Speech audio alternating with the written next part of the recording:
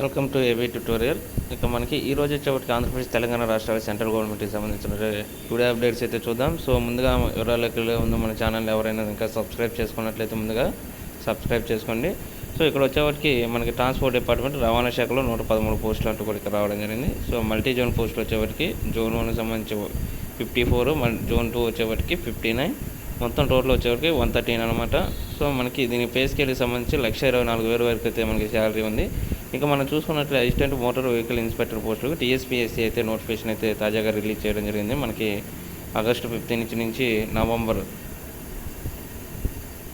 Online applications ఉంటాయి. నవంబర్లో అయితే రిటర్న్ టెస్ట్ అయితే మనకి చాలా క్లియర్గా ఉంటుంది. దీనికి సంబంధించిన మెజర్మెంట్స్ కూడా ఇవ్వడం జరిగింది. ఖచ్చితంగా చెల్లుబాటు heavy motor vehicle driving licence అయితే కంపల్సరీగా కలిగి ఉండాలన్నమాట. మనం పురుషులైతే 165, ఇంకా మనకి చెస్ట్ వచ్చేటికి 86.3 సెంటీమీటర్లు అయితే కలిగి ఉండాలన్నమాట. ఇక 5 సెంటీమీటర్లు అయితే మనం బ్రీతింగ్ చేసినప్పుడు ఎక్స్పాండ్ అవ్వాలన్నమాట. సో మహిళలకు సంబంధించి 157.5 సెంటీమీటర్స్ అయితే హైట్ ఉండాలి. మెజర్మెంట్స్కి సంబంధించి 82.30 అయితే చెస్ట్ అయితే ఉండాలి. ఎవరికైనా సరే 5 ఫీట్స్ అనేది పెరగాలన్నమాట ఈ యొక్క బ్రీతింగ్ చేసినప్పుడు.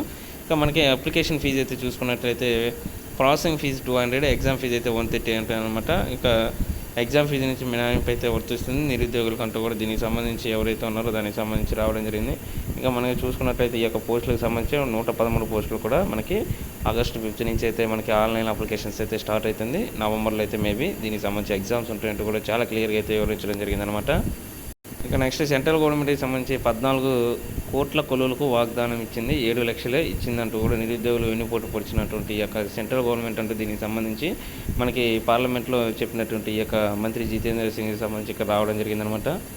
అదేవిధంగా నెక్స్ట్ తెలంగాణ రాష్ట్రానికి సంబంధించి కనీస వేతనాల అమలు కోసం అయితే ఇక్కడ వీళ్ళు తమ ప్రాబ్లమ్స్ సంబంధించి చెలో హైదరాబాద్కి సంబంధించి ఇక్కడైతే ధర్నాలు చేస్తున్నట్టు ఇక్కడ రావడం జరిగింది. ఆంధ్రప్రదేశ్ రాష్ట్రానికి సంబంధించి ప్రజెంట్ అయితే శాలరీస్కి సంబంధించి ఇంక్రిమెంట్కి సంబంధించి అదేవిధంగా జీతాలకు సంబంధించి మనకి ప్రజెంట్ అయితే అప్డేట్స్ ఉన్నాయి. వాటి గురించి ఎప్పుడు ఎటువంటి అప్డేట్స్ వచ్చినా మనం తెలియజేయడం జరుగుతుంది.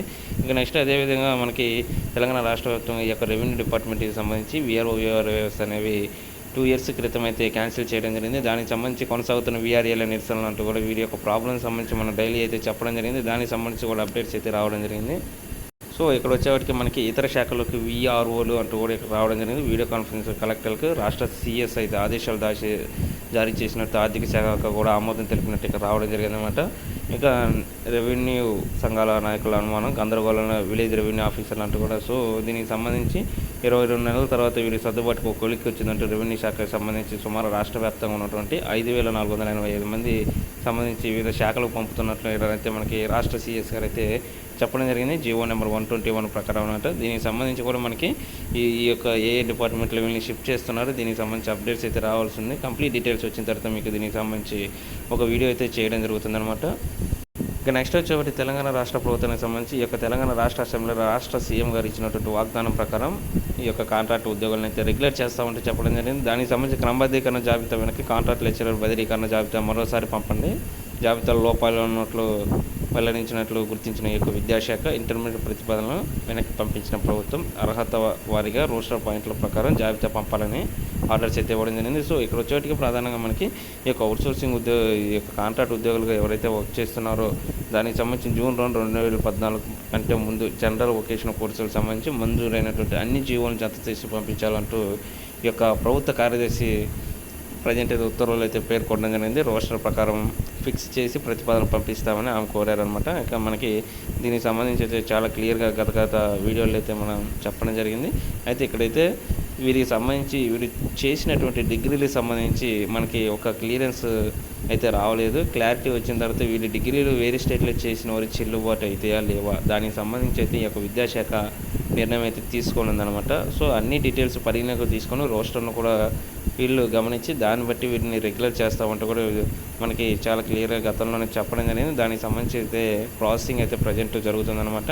ఇంకా తెలంగాణ రాష్ట్రానికి సంబంధించి 113 ఉద్యోగులకు సంబంధించి ఇప్పుడు కూడా మనం చర్చించడం జరిగింది. అదేవిధంగా ఆంధ్రప్రదేశ్ రాష్ట్రానికి సంబంధించి నిన్న జరిగినటువంటి ఈ యొక్క క్యాబినెట్ మీటింగ్లో ప్రధానంగా ఉద్యోగ సంఘాల నేతలతో అయితే రాష్ట్ర ప్రభుత్వ సలహాదారు ఎవరైతే ఉన్నారో వారు ఈ యొక్క PRC సంబంధించి మనకి ప్రధానంగా అప్డేట్స్ అయితే రావడం జరిగింది. వీరితో PRC సంబంధించి ఎంత ఇవ్వాలంటూ కూడా మళ్ళీ వీరు అసంతృప్తిగా ఉండడంతో వీరితో చర్చించడం జరిగిందనమాట ఈ యొక్క రాష్ట్ర ప్రభుత్వ పెద్దలైతే. దీనికి సంబంధించి ఇంకా మనకి ప్రధాన అంశాలు అయితే రాలేదు. అయితే ఇక్కడ ప్రధానంగా మనం చూసుకున్నట్లయితే ఈ యొక్క ఎడ్యుకేషన్ మినిస్టర్ ఎవరో బొత్స సత్యనారాయణ కూడా ఇక్కడ పాల్గొనడం జరిగిందనమాట. ఈయన పదవీ విరమణ ఏజ్ వచ్చేటికి 62 ఇయర్స్కి అయితే పెంచడం జరిగింది. అదేవిధంగా హెల్త్ స్కీమ్ అమలుకి సంబంధించి క్రమబద్ధీకరణ గురించి, అదే పాత జిల్లాల హెచ్ఆర్ఏ వర్తింపుకు సంబంధించి కానివ్వండి, కాంట్రాక్ట్ ఉద్యోగుల క్రమబద్ధీకరణ, కుటుంబీకులు మరణించిన తర్వాత వారికి ఇవ్వడం కానీ, క్యాడర్ వారీగా నియామకాలు, కారుణ్య నియామకాలు, pay scale fixing, minimum basic scale, HRA, DRA, DA,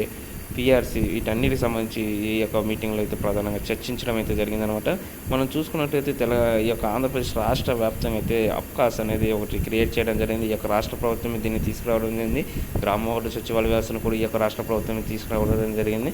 అయితే ఈ యొక్క గ్రామవార్డు సచివాలయ ఉద్యోగులను అయితే 2 ఇయర్స్ ఎవరైతే కంప్లీట్ చేశారో, ప్రొబేషన్ కంప్లీట్ అయిన వరకు డిక్లరేట్ చేయడం జరిగింది. దానికి సంబంధించి రీసెంట్గా రెగ్యులర్ చేయడం జరిగింది. శాలరీస్ కూడా రెగ్యులర్ శాలరీస్ అయితే రావడం జరిగింది. అయితే ఇక్కడ అప్కాస్లో పనిచేస్తున్నటువంటి ఉద్యోగులు ఎవరైతే ఉన్నారో ప్రధానంగా హెల్త్ డిపార్ట్మెంట్కి సంబంధించి వీరైతే వెయిట్ చేస్తున్నారు. ఈ యొక్క మున్సిపల్ డిపార్ట్మెంట్లో ప్రధానంగా మనకి గత కొన్ని రోజుల క్రితం అయితే వీరి ధర్నాలు చేయడం వల్ల వీరి యొక్క శాలరీస్ అయితే 21,000కి అయితే ఇంక్రీజ్ చేయడం జరిగింది. ప్రజెంట్ అయితే ఈ యొక్క 15,000తో వర్క్ చేస్తున్నట్టు అప్కాస్ ఉద్యోగులు వాళ్ళు కూడా 22,000 అయితే మనకి 2019 పిఆర్సీ ప్రకారం ఇంక్రిమెంట్ అవ్వాల్సి ఉందన్నమాట. దానికి సంబంధించి ఎప్పుడు ఎటువంటి ఆర్డర్స్ వస్తాయో మనం వెయిట్ చేయాలి. దీనికి సంబంధించి అయితే వాళ్ళు ఎంతగానో వెయిట్ చేస్తున్నారన్నమాట. సో ఇది మనకు ప్రధానంగా ఆంధ్రప్రదేశ్, తెలంగాణ రాష్ట్రాలకు ఉన్నటువంటి అప్డేట్స్. ఎప్పుడు ఎటువంటి అప్డేట్స్ వచ్చినా మనం చాలా క్లియర్గా అయితే చెప్పడం జరుగుతుంది. Thank you.